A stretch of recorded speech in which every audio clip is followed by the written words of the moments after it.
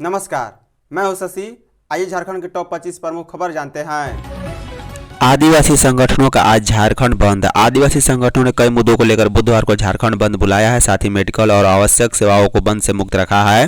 निरंजरा हेरेंज, कुदरिस मुंडा, प्रेम शाही मुंडा, राहुल तिर्की, आकाश तिर्की ने बताया है कि बंद सुबह 6 बजे से लेकर शाम 6 बजे तक प्रभावी रहेगा। बता दें, रांची के सीरम टोली स्थित केंद्रीय शरणार्थी स्थल के समीप फ्लाईओवर का रैप उतारने के विरोध में और मरांग बुरु, पारसनाथ पहाड़, लुगबुरु, पिठौरिया के मुंडहर पहाड़, तामा के दीरी को बचाने व पेशा कानून को झारखंड में लागू करने की मांग को लेकर बंद का आह्वान किया गया है। इससे पहले बंद समर्थकों ने मंगलवार को रांची के परमवीर अल्बर्ट एक्का चौक में मशाल जुलूस निकाला। इसकी अगुवाई केंद्रीय शरणार्थी स्थल सीरम टोली बचाओ मोर्चा और आदिवासी बचाओ मोर्चा ने की है। इधर रांची समेत आसपास के क्षेत्रों में अप्रिय घटना को रोकने के लिए 1000 से अधिक पुलिस कर्मी की तैनात की गई है। सभी थानों को लगातार गश्ती का निर्देश भी दिया गया है। ड्रोन से भी नजर रखी जाएगी। पूर्व नक्सली ने कराया लापुंग और बेड़ो में पुलिस पर हमला। रांची के लापुंग और बेड़ो में पुलिस पर हुए हमले में पूर्व नक्सली पुनई उरांव का नाम सामने आया है। कोयनारा गांव में रातू महाराजा की 56 एकड़ जमीन है। उसी जमीन पर ग्रामीण खेतीबाड़ी करते हैं। अब ग्रामीण उस जमीन पर अपनी दावेदारी कर रहे हैं, जबकि वैभवनाथ शाहदेव का दावा है कि जमीन उनकी है। बताया जा रहा है कि पूर्व नक्सली पुनई उरांव ने मंगलवार को इसी मामले को लेकर ग्राम सभा भी बुलाई थी। इसमें श्रवण उरांव, अनिल उरांव, सोमेश चामा, बोना, जगन्नाथ उरांव मुख्य रूप से शामिल हुए थे। इस सभा में मध्य प्रदेश और छत्तीसगढ़ से आए लोग पूर्व नक्सली के सहयोग से उस जमीन का मालिक बनने का राय दे रहे हैं ताकि उस जमीन पर कब्जा किया जा सके। उसी ने पुलिस पर हमले के लिए ग्रामीण को उकसाया भी था। रांची के ग्रामीण एसपी प्रवीण पुष्कर ने बताया है कि पुनिया पर भी एफआईआर दर्ज की जा रही है। बता दें कि बेड़ो में थाना पर हुए हमले के मामले में पूर्व नक्सली पुनई उरांव नामजद आरोपी है। कोयनारा ही वह गांव है जहां मंगलवार की सुबह लापुंग थाना प्रभारी सहित 3 पुलिसकर्मियों पर हमला किया गया था। सरना कोड पर सियासी के बीच कुर्मी को एसटी दर्जा देने का बढ़ेगा दबाव। झारखंड समेत बंगाल और उड़ीसा में प्रभावी कुर्मी समुदाय एक बार फिर आदिवासी का दर्जा देने के लिए आंदोलन की राह अख्तियार करने की तैयारी में है। फिलहाल जनगणना में सरना धर्म कोड शामिल करने को लेकर राज्य में सत्तारूढ़ गठबंधन ने सीधा अल्टीमेटम दे दिया है। बता दें, झारखंड मुक्ति मोर्चा ने सरना कोड नहीं तो जनगणना नहीं का भी अभियान चलाया, तो कांग्रेस ने इसे लेकर राजनीतिक घेराबंदी की है। अब कुर्मी को अनुसूचित जनजाति का दर्जा देने को लेकर भी दबाव बढ़ेगा। सरना कोड को जनगणना कॉलम में शामिल करने के प्रेशर के बीच कुर्मी संगठनों ने एक बार फिर पुराना रग छेड़ने की तैयारी की है। झारखंड समेत बंगाल और उड़ीसा की संयुक्त कमेटी इस मांग पर आंदोलन की रणनीति तैयार कर चुका है। टोटेमिक कुर्मी विकास मोर्चा के केंद्रीय अध्यक्ष शीतल ओहदार ने कहा है कि कुर्मी समाज पहले से ही आदिवासी था और उसे फिर से एसटी का दर्जा दिलाने के लिए आंदोलन तेज किया जाएगा। सिमडेगा में कार से 1.5 करोड़ का गांजा जब्त। सिमडेगा पुलिस ने गुप्त सूचना के आधार पर तलाशी अभियान चलाकर 1.5 करोड़ रुपए मूल्य का गांजा जब्त किया है। एक कार भी जब्त की गई है। जिले के एसपी आरसी को गुप्त सूचना मिली थी कि उड़ीसा से सिमडेगा के रास्ते गांजा की तस्करी एक कार से हो रही है। इसी सूचना के आधार पर एसडीपीओ एवं मुख्यालय डीएसपी के नेतृत्व में पुलिस टीम का गठन किया गया। बता दें, टीम ने तलाशी अभियान चलाया। इसी क्रम में पुलिस के दबिश के कारण गांजा तस्कर नीले रंग की कार को गड़गड़िया झरिया पुल के पास छोड़कर जंगल में भाग गए। पुलिस ने कार को जब्त कर लिया है। कार के अंदर से 126 किलो 400 ग्राम का गांजा बरामद किया गया। गांजा 78 पैकेजों में पैक किए हुए थे। सरायकेला पुलिस ने फायरिंग मामले में 4 को दबोचा। सरायकेला के आदित्यपुर पुलिस ने 1 जून को गोली चलाने मामले का 48 घंटे में खुलासा करते हुए 4 अपराध कर्मियों को गिरफ्तार कर लिया है। मामले में एसपी मुकेश कुमार ने बताया है कि गोली चलाने में घायल हुए दीपांकर भुइयां अभियुक्त मोहित प्रमाणिक के पिता सुभाष प्रमाणिक पर गोली चलाने मामले का अभियुक्त रहा है। उसी का बदला लेने के उद्देश्य से मोहित ने अपने साथियों के साथ मिलकर दीपांकर पर गोली चलाई थी। उन्होंने बताया है कि कांड की गंभीरता को देखते हुए एसडीपीओ समीर कुमार सवैया के नेतृत्व में एक एसआईटी का गठन किया गया था। एसआईटी ने तकनीकी एवं मानवीय सूचना के आधार पर उक्त चारों को घटना में प्रयुक्त लोडेड पिस्टल, जिंदा कारतूस एवं मोटरसाइकिल के साथ पकड़ा है। इनमें से रोहित देश पांडे का पूर्व से आपराधिक इतिहास भी रहा है।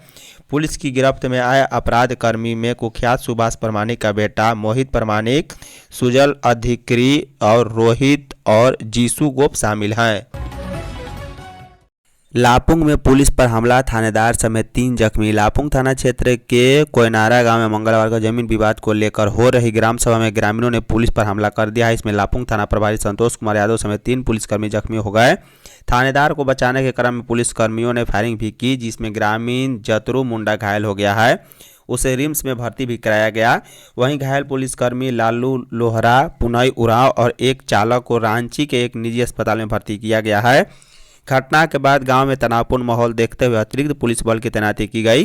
पुलिस ने आशंका जताई है कि ग्रामीणों को कुछ बाहरी लोग भड़का रहे हैं। पुलिस ने घायल जतरू को गिरफ्तार भी कर लिया है।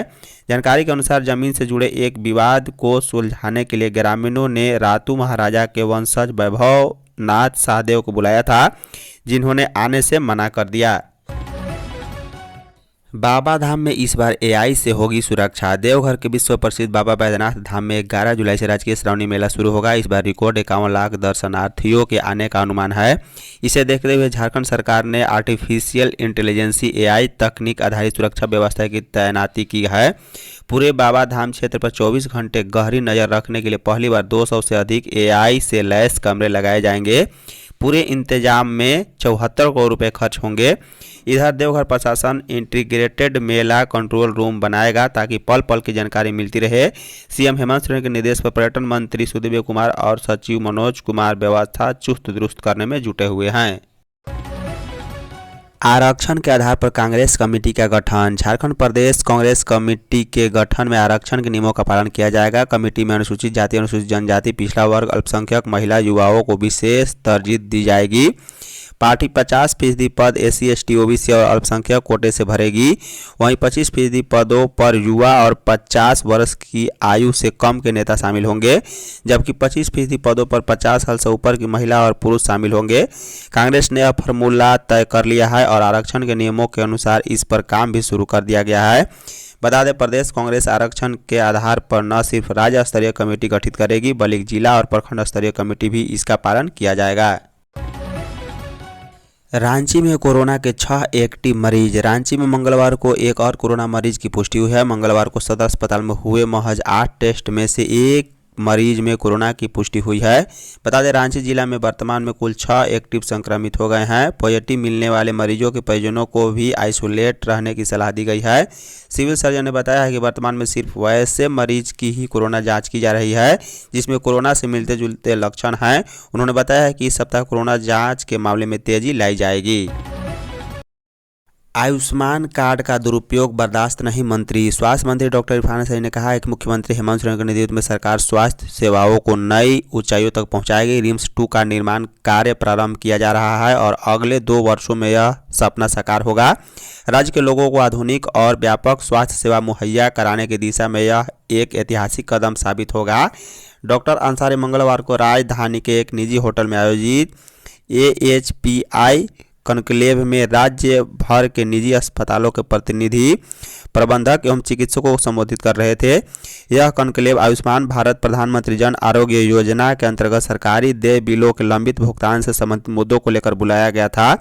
मंत्री ने कहा कि अस्पतालों द्वारा आयुष्मान कार्ड का दुरुपयोग कतई बर्दाश्त नहीं किया जाएगा। झारखंड मौसम। राजधानी में गर्मी बढ़ते ही मंगलवार को दोपहर बाद झमाझम बारिश हुई है। बारिश के साथ तेज हवा भी चली है, जिससे यहां के तापमान में करीब 2 डिग्री गिरावट हुई।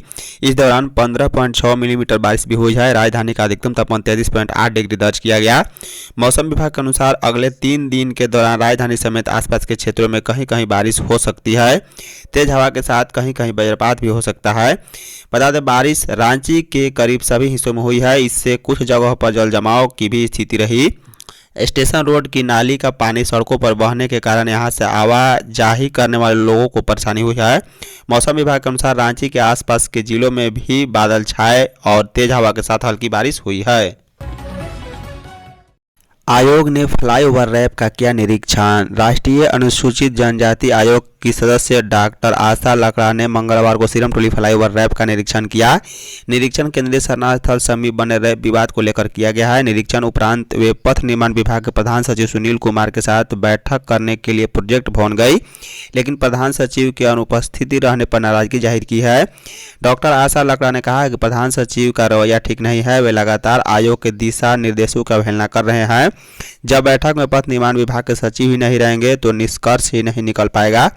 आयोग ने उपस्थित अन्य अधिकारियों को निर्देश दिया है कि अविलंब आयोग द्वारा भेजे गए नोटिस का जवाब दे ताकि रैप मामले में उचित निर्णय लिया जा सके। बता दें, आशा लकड़ा ने बताया है कि मुख्य सचिव अलका तिवारी ने आयोग को आश्वस्त किया कि आयोग की ओर से सिरमटोली मेकॉन फ्लाईओवर के रैप से संबंधित दिए गए दिशा निर्देश व सुझाव से संबंधित रिपोर्ट तैयार कर पथ निर्माण विभाग के प्रधान सचिव को भेज दिया जाएगा ताकि संबंधित विषयों पर उचित कार्रवाई हो सके। कैबिनेट की बैठक आज शाम 4 बजे से। झारखंड कैबिनेट की बैठक बुधवार 4 जून 2025 को होगी। मंत्रिमंडल सचिवालय एवं निगरानी विभाग ने यह सूचना दी है। विभाग ने कहा है कि झारखंड कैबिनेट की बैठक 4 जून को अपराह्न 4 बजे से झारखंड मंत्रालय स्थित मंत्रिपरिषद कक्ष में होगी। मुख्यमंत्री हेमंत सोरेन कैबिनेट की अध्यक्षता करेंगे। इस बैठक में कई अहम फैसले लिए जाने की भी उम्मीद है। मंत्री की पहल, कुपोषण से दूर होंगे बच्चे। झारखंड में कुपोषण से निपटने के लिए राज्य सरकार प्रयास मुख्यमंत्री हेमंत सोरेन के नेतृत्व में लगातार प्रयास कर रही है। इसकी जानकारी स्वास्थ्य मंत्री डॉक्टर इरफान शाही ने अपने सोशल मीडिया हैंडल एक्स पर दी है। मंत्री इरफान ने कहा है कि जब राज्य के नौनिहाल और हमारी माताएं मजबूत व सशक्त होंगी तभी हमारा स्वास्थ्य झारखंड आगे बढ़ पाएगा। कुपोषण में कमी लाने तथा स्वास्थ्य तंदुरुस्ती और रोग प्रतिरोधक क्षमता में वृद्धि करने की दिशा में हमारी सरकार प्रयास कर रही है। यह बदलाव कुछ ही महीने के प्रयास का नतीजा है। आने वाले दिनों में स्वास्थ्य विभाग में कई बड़े बदलाव व्यापक रूप से देखने शुरू होंगे, जिसमें आम जनता को सीधा लाभ प्राप्त होगा। स्वास्थ्य मंत्री ने कहा कि कुपोषण हमारे समाज के लिए एक अभिशाप एवं बड़ी चुनौती के समान है, लेकिन हम तनिक भी हिचकेंगे नहीं, बल्कि इस समस्या का समाधान करने का हर संभव प्रयास मुख्यमंत्री हेमंत सोरेन के नेतृत्व और लोकसभा में नेता विपक्ष राहुल गांधी के मार्गदर्शन में हमारा स्वास्थ्य विभाग करेगा। धन्यवाद।